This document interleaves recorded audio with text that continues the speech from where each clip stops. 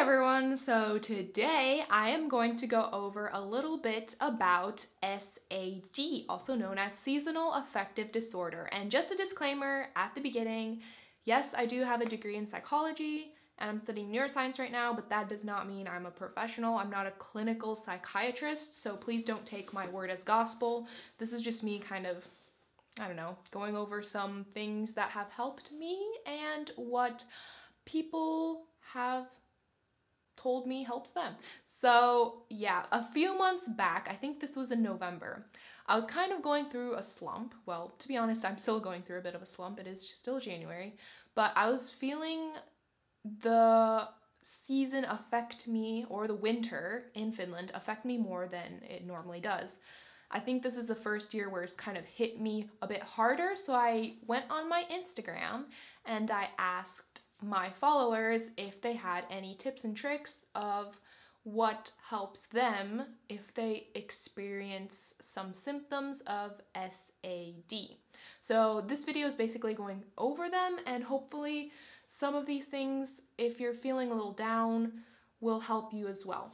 But just keep in mind, if you're finding it hard to cope and it's overwhelming in a sense where you feel like you can't kind of guide yourself and help yourself feel better, do remember to see a GP or get in contact with a professional to help you out. Yeah, that's what I just wanted to preface this video by saying. Okay, so for those of you that are unaware of what SAD is or haven't heard of the term before, it's basically sort of like a winter depression is another term for it, although it is more of a type of depression that comes, sorry, I'm reading off my definition from my little paper I have.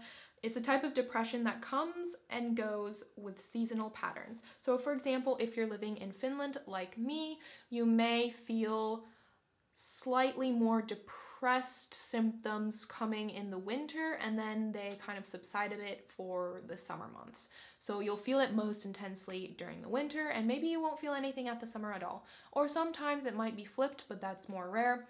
Usually the winter months are the ones where you feel a bit more, I don't know, not as good as you would normally feel. And there's a lot of hypotheses about why this might be, some involving like melatonin and your circadian rhythm, and the amount of sunlight in the days in general, as right now I think the sun comes up around 9:30 and sets around 3:30-ish.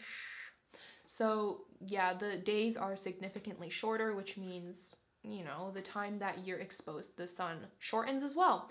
Especially if we're at school or working, a lot of that time will be spent indoors, and then once we're free for the day, it's already dark, so your sun exposure is at a minimum. So yeah, I'll just read out, this came straight off the NHS website, the symptoms for SAD, and this is just a list. Obviously, if you feel like you have SAD, you might not have all of these symptoms. You might have a few, you might have all of them. I don't know, it's very individual, but I'm just gonna read off the symptoms nonetheless. So persistent low mood is one, loss of pleasure or interest in everyday activities, irritability, feeling lethargic, which kind of means lacking energy, sleeping more and hard to get up, or it's like you feel like it's very hard to get up in the morning, more so than usual, weight gain and craving especially carbohydrates, feelings of despair, guilt, and worthlessness. So some of the suggestions I got was light therapy. So having a kind of light box similar to this is what I have, and it kind of mimics natural light. So you put it on for an hour or 15 minutes in the morning, and it's supposed to kind of wake you up and mimic that sunlight that you're lacking, especially in the morning time, making it easier for you to wake up, making you feel more awake, and hopefully getting your natural body rhythm up to speed with the day. And people were saying, so halogen bulbs was one, and some people were saying they used a wake up alarm clock. So an alarm clock that kind of gets brighter and brighter, and then, I don't know, wakes you up in that manner. So kind of mimicking the sun rising, I guess, would be how it is. And Another suggestion was do make an effort to soak up any limited sunlight that you can in the day. So for example, sit beside a window, which is what I'm doing right now. Open up your curtains, go for a walk when it's light out. Try to be out when there's actually some sun, which can be difficult because it's usually quite overcast in the winter as well, which makes it even more difficult. But if you see the light, migrate towards it. Try to, soak up any little light you can. People were suggesting meditation helps them. I've been using the app Headspace for a while now. I think my mom got me my mom has the subscription for it, and I kind of use her account as well. And I've also been using, Headspace is the one I use the most often. I also have used Calm, and I have this app called Feeling Good, which I think is from the NHS as well. But yeah, those ones are the ones I use. But any kind of meditation app, or you can like try and practice it by yourself, or I'm sure there's YouTube videos on it too, kind of clears up your head and, centers you for a little bit. And then people were saying listening to music helps them, especially if it's upbeat and ones you can dance to.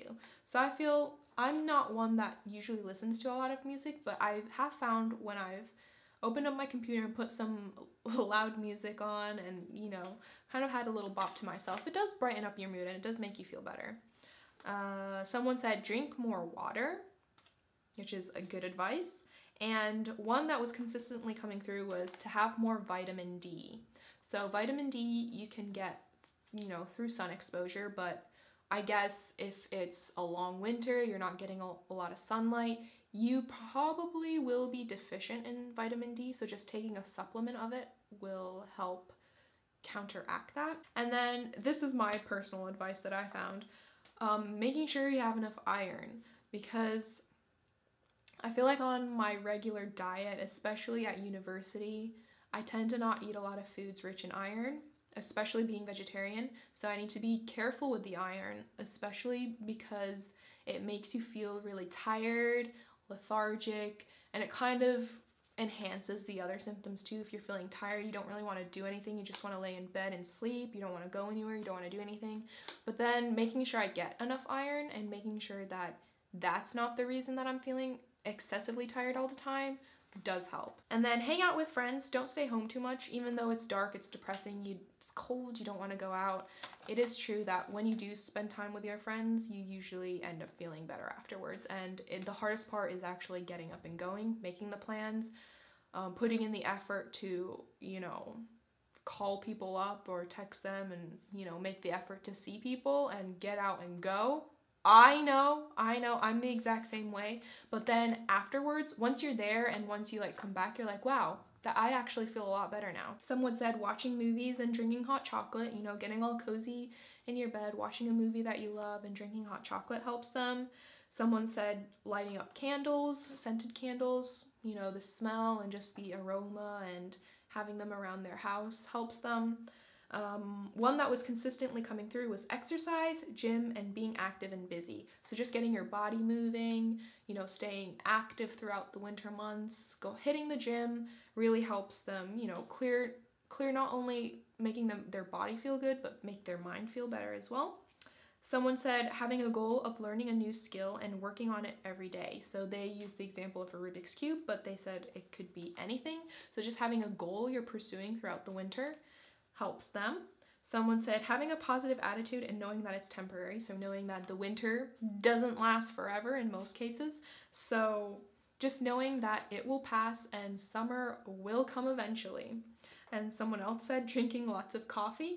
So yeah, those were just some tips and tricks that myself and my Instagram followers have for anyone that is suffering from mild SAD. Remember, if it's more severe, do contact a professional and try to work through it. I guess that's it. So that just about concludes this video. So till next time.